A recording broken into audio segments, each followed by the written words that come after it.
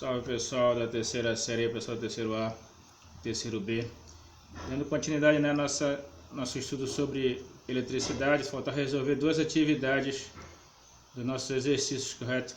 Atividade 6 fala o seguinte: duas cargas elétricas pontuais estão separadas por uma distância de 4 vezes 10 a menos 2 metros.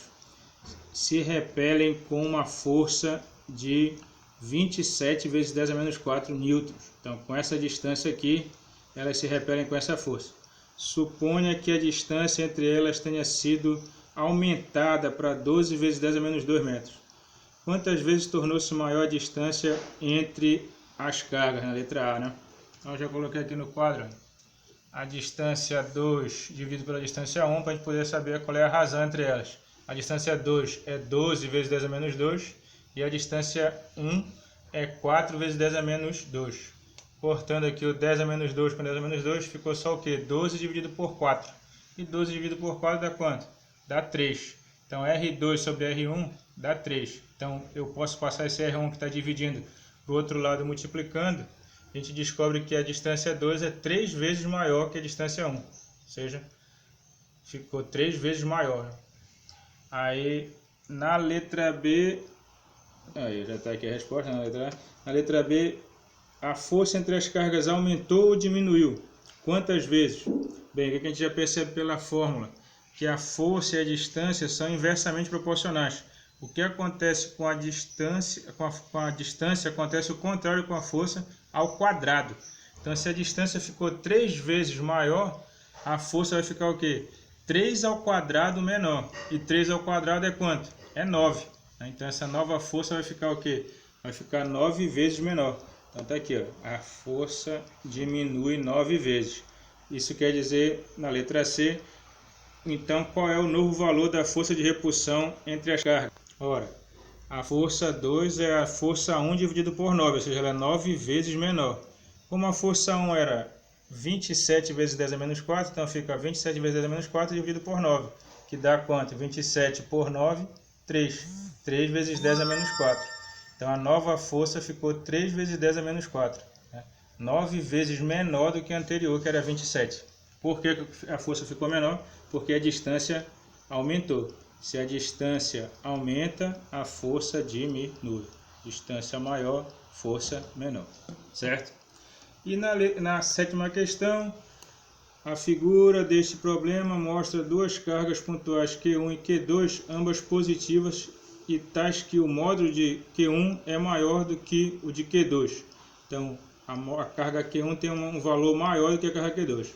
Deseja-se colocar uma carga Q minúscula, também pontual, na reta que passa por Q1 e Q2, né? Aqui nessa reta aqui, de tal modo que ela fique em equilíbrio.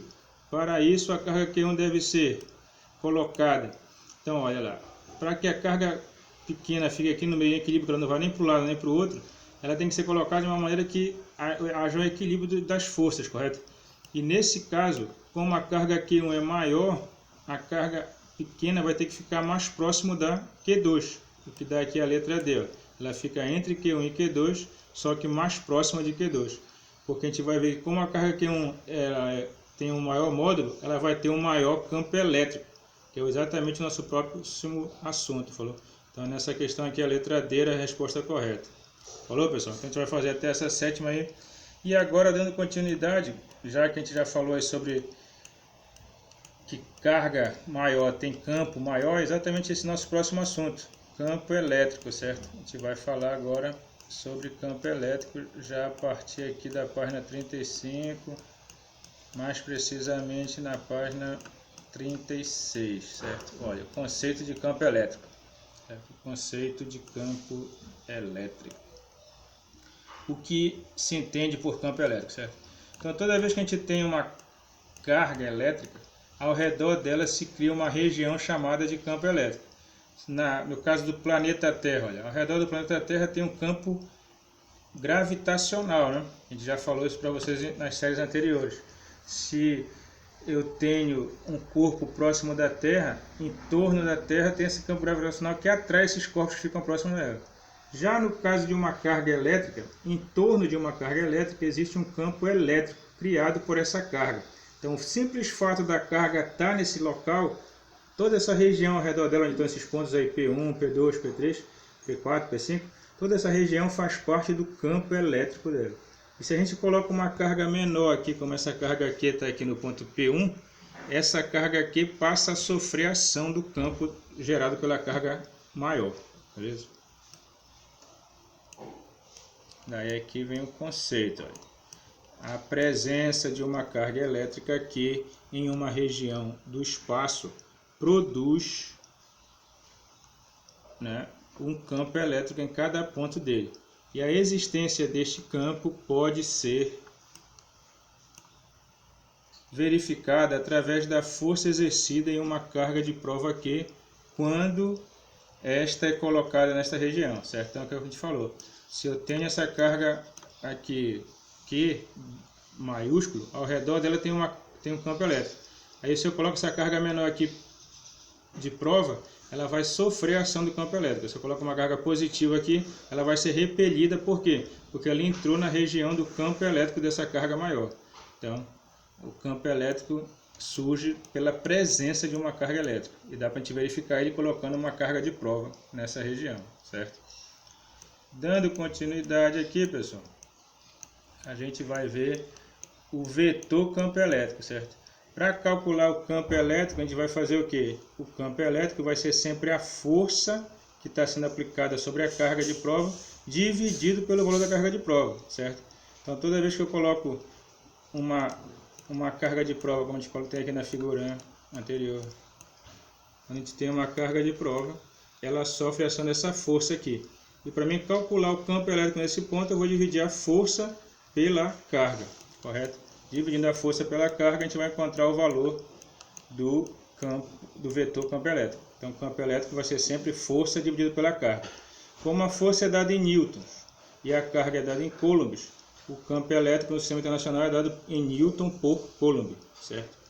E se eu quiser achar a força, a carga que está dividindo passa multiplicando. Então, a força é a carga vezes o campo, beleza? Então, o campo elétrico pode ser calculado o vetor dele dividindo a força pela carga, ele é dado em newton por coulomb. Beleza, pessoal? Agora, direção e sentido do campo elétrico, né? A gente vai ver o seguinte, que uma carga geradora positiva vai gerar sempre um campo de afastamento, certo? Se a carga geradora for positiva, o campo vai estar se afastando da carga, como as setas estão indicando aqui, ó, se afastando, certo? Quando a carga geradora for positiva. Já quando a carga geradora for negativa, o campo vai ser de aproximação. Olha aqui como as setas estão se aproximando, correto? Então, se a carga for negativa, o campo é de aproximação, e se a carga for positiva, o campo é de afastamento, certo? Aí tem um conceito melhor aqui que fala o seguinte, ó, sendo F o módulo da força elétrica que atua em uma carga de prova, certo? Q, colocada em um ponto do espaço, o vetor campo elétrico E nesse ponto tem uma intensidade obtida pela relação. A gente já sabe aí, olha, campo é igual a força dividido pela carga.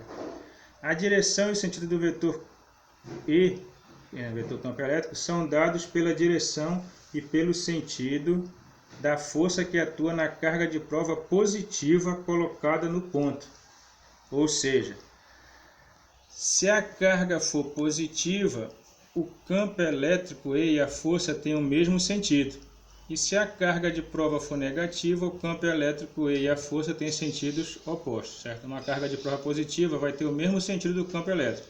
E uma carga de prova negativa vai ter sentido contrário a força nela vai ter sentido contrário do campo. Quando a carga for positiva, a força e o campo têm o mesmo sentido.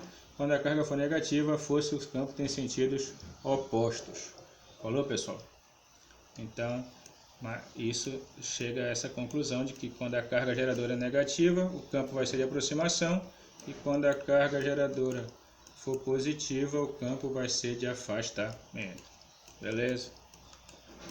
Para concluir essa nossa introdução ao campo elétrico, vem essa parte aqui sobre movimento de cargas em um campo elétrico. O que ele fala sobre isso aqui? Ó?